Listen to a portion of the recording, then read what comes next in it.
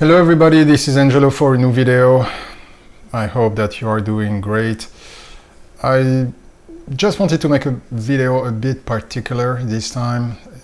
I just wanted to address a few things which definitely helped me to grow as an intuitive and which I learned along the years. It's been now 7 years.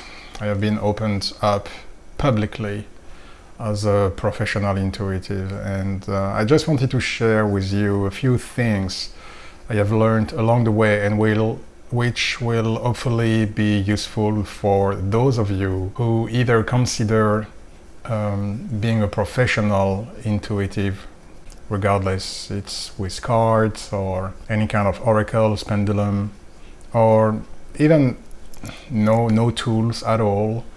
So anyway, hopefully those little things, those little thoughts will help you, or will help the ones who are already doing readings. So the very first thing I learned is that not all clients are honest.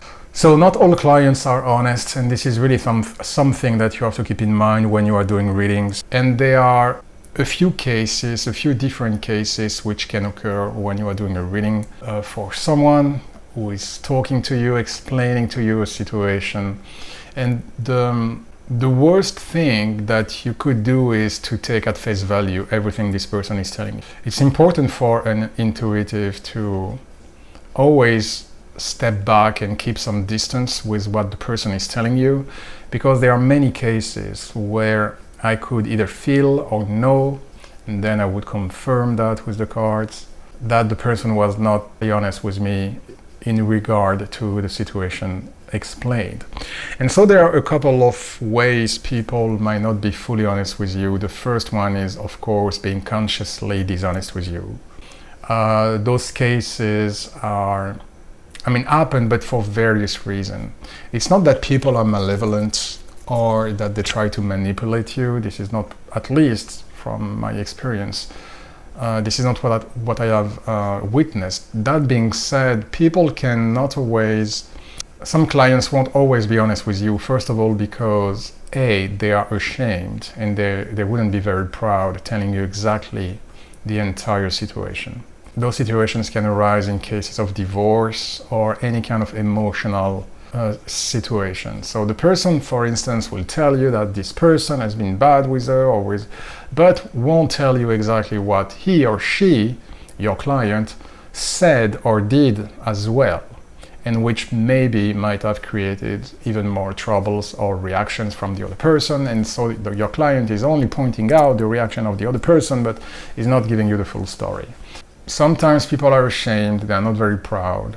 Some other times it's just because, humans are humans and they tend to look at things, and especially at their own lives, with no distance, with a very subjective view on things. I'm sure you've dealt with situations where you have a friend or two friends and they are arguing, and each one of the individuals is sharing a story, which of course when you listen to Peter is right. When you listen to Susie, then Susie is right and Peter is bad. So where's the truth? So as you can see, sometimes it's difficult to have a very objective and neutral view on situations, even less when we are concerned. So for those reasons, people might not always tell you the truth. Also, there are people who won't tell you the truth because they are really convinced that they did nothing wrong. So they don't even, why would they share something which to them is not relevant?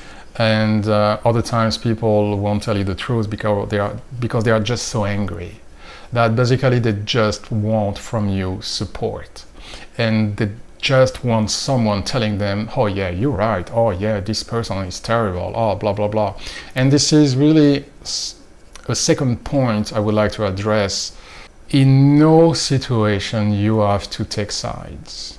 You will have many situations where indeed your client, which is the one you have to advise, guide and protect, will tell you things, but try to support the person in a very positive way. And it's difficult to put words on this advice, but don't put more oil on the fire. And sometimes some people won't tell you the truth, some clients won't be honest with you because the only thing they really want is someone just taking their side and not being above the situation and guide them. And they just want someone to tell them, oh yeah, you are right, oh yeah, this person is bad. So of course, for that reason, because they need to receive more love, and in this instance from you, because they come to you, they won't tell you all the truth. They won't tell you things which would make them look bad. Which is also another reason why some people, some clients won't be honest with you, is that because they fear judgment. It's the reason why it's really important for you to really make understand any client coming to you that they can speak to you freely. They can say whatever they want, they can share whatever they wish, because you are just a friendly ear listening to them, and by no means you will be judgmental. It's important really to make your client feel comfortable with that, on top of ensuring the person that everything which will be said will remain private. So yeah, don't take everything that clients will tell you as a gospel, a true gospel. And if you have some doubts, or even if you don't have some doubts, it's a practice that I have developed over the years during readings, is that when a person talks to me, I want to look on my end while the person is talking to me what the energies are. So it's not that I'm asking, is he lying or is she telling me the truth?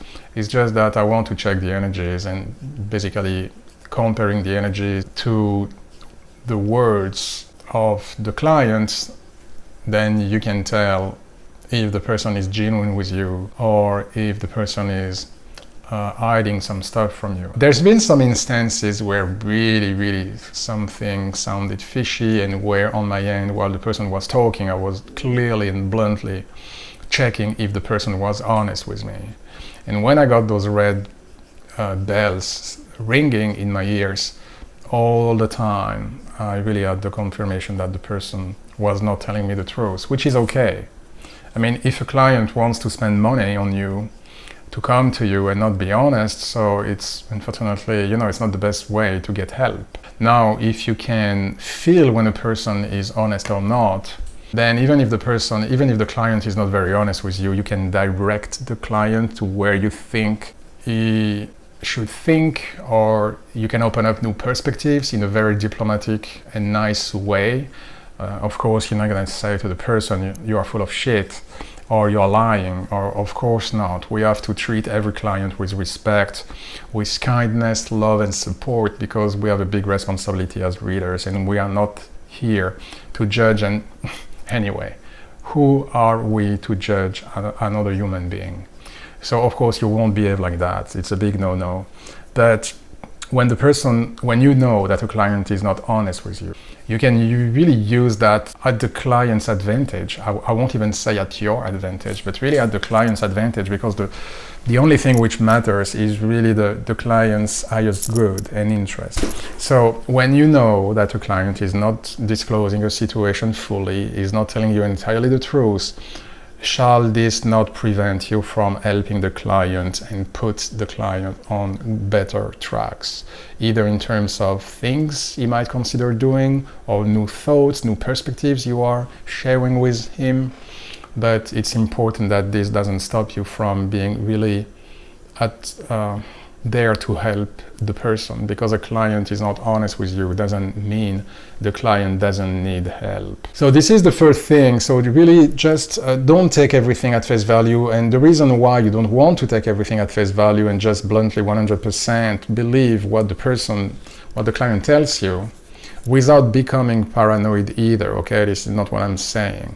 It's not for you now to be suspicious each time a client tells you something. Of course not. It's way more subtle than that, okay?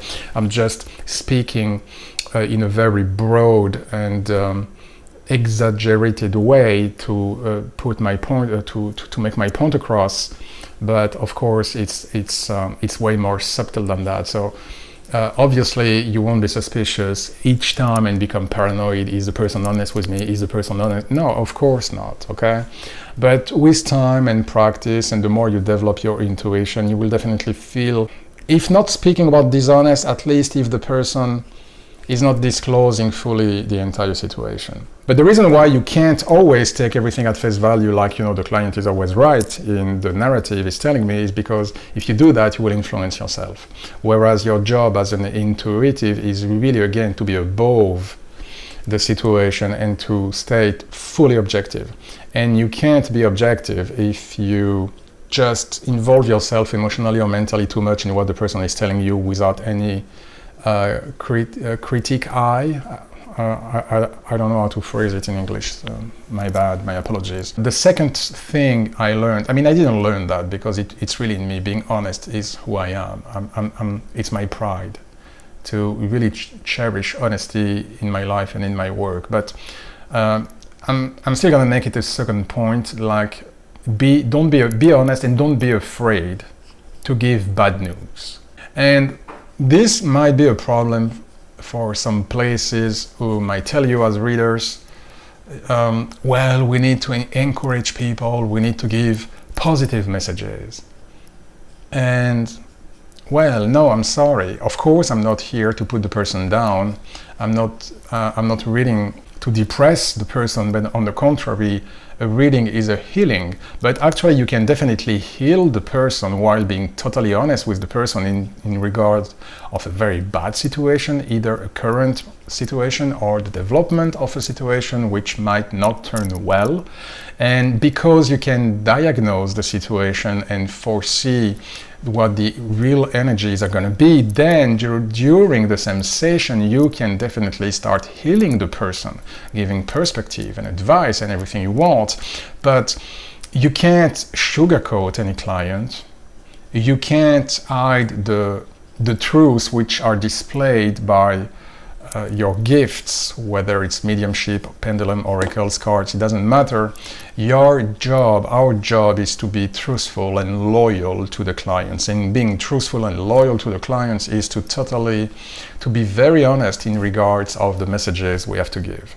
And so you can't be like, I have to deliver a positive message. No, I've had sessions which in this regard were horrible, where it was really bad, but I wouldn't render a good service to the person not telling things the way they look and the way they are likely to be, because then you can't tell the person. The scope of a reading is to allow to people to understand better energies and situations and development and outcomes and things and dodge bullets. And how can clients dodge bullets if you are not revealing what the energies are, especially if they are bad, okay? So it's like you would know that someone might take the car tomorrow and and have an accident, and just for the sake of it, because it's a bad news and you have to be positive and bring positive messages, then you wouldn't say to the person that he might not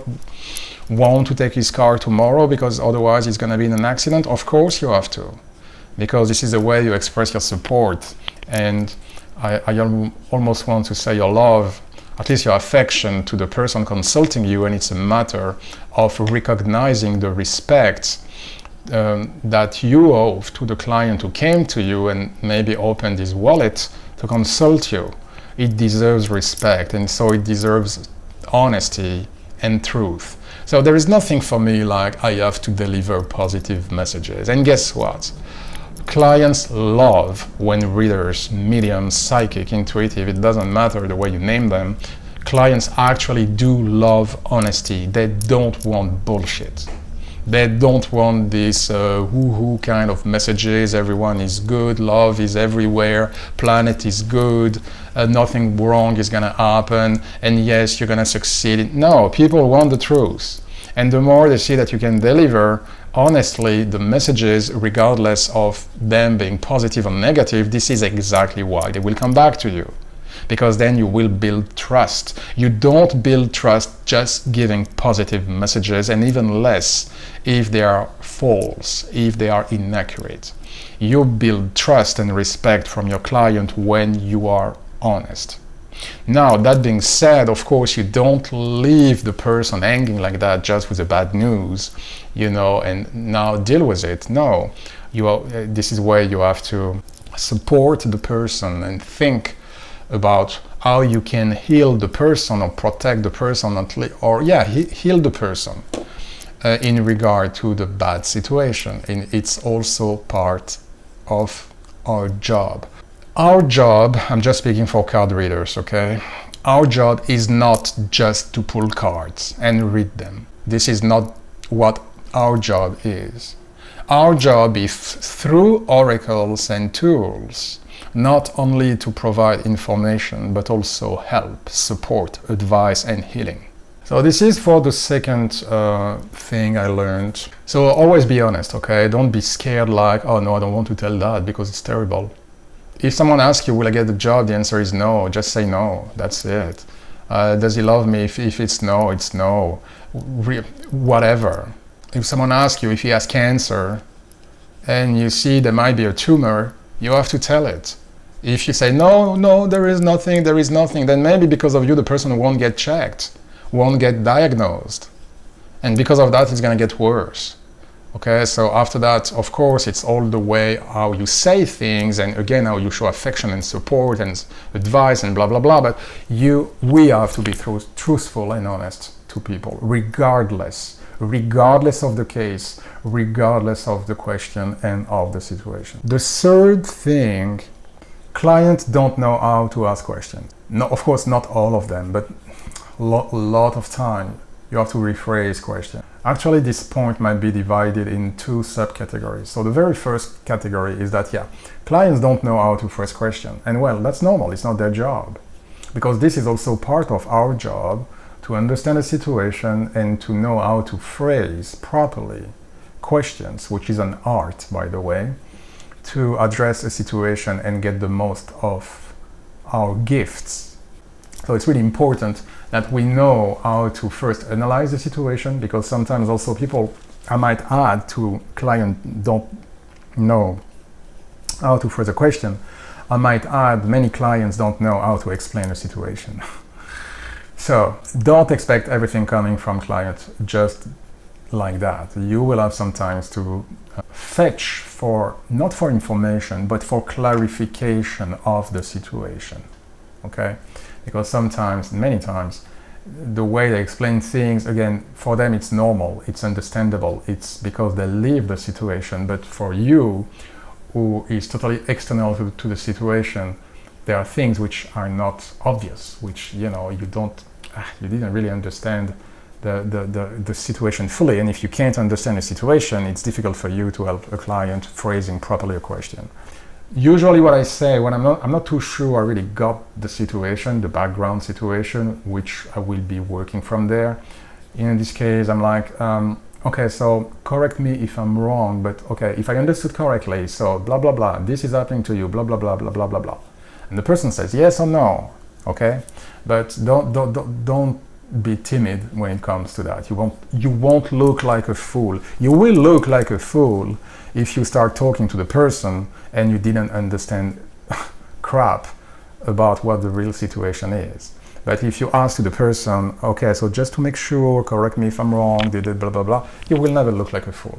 But so clients don't know how to phrase questions, which means that you will have a lot of times, many times you will have to rephrase questions, or sometimes they don't even know what questions to ask. I mean, they are just explaining to your situation and they are expecting you basically to give them answers. They will have that too, where basically there is no question. So either it's not properly phrased, or it's just partially phrased. Like someone will ask you just a question, and this is the second subcategory I will address in a few. Sometimes they don't phrase all the questions relevant to the situation. So not only sometimes they don't ask questions, some other times they don't ask you all the questions which they might want to know the answer. And sometimes, as I said, they don't know how to explain a situation. So it's a process, and you will have readings which are way more smooth than others in those technical regards, but just know that it can happen. And the second subcategory is that you can't just rely on clients to conduct your reading. You can't. As a reader, you have to think ahead, which means that you have to add, it's important for you to know how to add questions whose answers will be necessary to the client even if the client never asked the question. And it happens all the time during my readings, all the time. So the person is not asking you something, but you are thinking about the issue and the problem in a certain way with various angles, which make you check things on your own. And then when you give information, then it's super, super useful for the person. And if you had just listened to the 1 or 2 questions the person asked, yes, maybe you would have checked those questions and provided your answer, but you wouldn't have been very complete and thorough in regard to the situation. And so because clients don't necessarily know how to phrase a question, because sometimes they don't ask you questions which they should ask, I always ask questions on my end when a client is talking. I mean, I don't practice the stop and go technique. The stop and go technique is like, and by no means I'm mocking anybody, okay? But it's like, okay, so what is your question? Okay, Angelo, I would like to know this. Okay, let's see what the cards have to say. Shuffle, shuffle, shuffle, tack, tack, tack. Okay, so the cards are saying that, oh, okay, but what if Angelo now, if there is this and that? Okay, Bob, hold on, shuffle, shuffle, shuffle. So no, I mean, I don't do readings like that. You know, to me it's boring, both for me and I guess it would be boring for the client that each time he asks a question, pause, you shuffle, you pull, you read. He asks a question, pause, you shuffle, you pull, No, it's an ongoing discussion. And the way I achieve that, and I'm not the only one, of course, is like basically, this is where you have to think ahead. Like a chess player. A chess player thinks many moves in advance. He doesn't wait to be facing a situation to start thinking about it. He anticipates many situations and many moves, his moves, the opponent's move, and this is how he keeps the flow. Likewise, for readers, it's important that you anticipate as much as you can the situation, and this is why even when I'm talking with the client and the client is talking to me, and even basically I'm answering to a question or I'm listening to the person, and while I'm talking to the person, in my mind I'm able to talk to the person while I'm checking something else, so that when I reach the end of the first point, I can immediately and without stopping, interrupting the conversation, the stop and go thing, I can switch to another point of the issue. So basically it's an ongoing thing, but to achieve that, which of course you can, it's not, it just takes practice. That's it. It just takes practice, but everybody can do it. To achieve that, you really have to first listen to the client, make sure you got the situation right. And then this is a mix of, first of all, experience, and this is where your intuition comes, because many times a person asks you a question and you will want to know something in regard to the situation which might not be addressed by the client, but for you, you don't know why, but it's important that you check this and you check that, and you have this idea. And this is where it's important to remain open to receive messages which are not just in the cards. We are intuitive. Cards are just tools. So we can receive intuition in many, many ways, and we are just confirming with cards, okay? But this is also why you really want to open up yourself psychically as much as you can during your session, so that basically you can have many moves in advance and think about many sides of an issue, even without the client asking. And then after that, when you have this habit of thinking wide and in anticipation and receiving intuition, using your intuition to address a situation to the fullest possible ways, then once you have that, it's just a matter of practice while you talk and you check your cards or your oracles while you talk to the person. And basically you do many things at once in real time. And this is what makes for the client, gives a more comfortable experience for the client, because then it's not, as I said, the stop and go, it's like a chat, it's like a discussion. And the client barely feels like you are pulling anything or using anything. But you do. I think I'm gonna stop there because, oh yeah, 28 minutes mark, sorry, too long, way too long video. Hopefully it was useful, hopefully it will be useful to you readers, intuitive, psychics, mediums, whatever. Hopefully it was not too boring to listen to, and you will be able to get something, at least one thing interesting from this video. So anyway, thanks for watching. I wish you a great week, a great weekend. Talk to you soon in a few, and in the meantime, God bless you.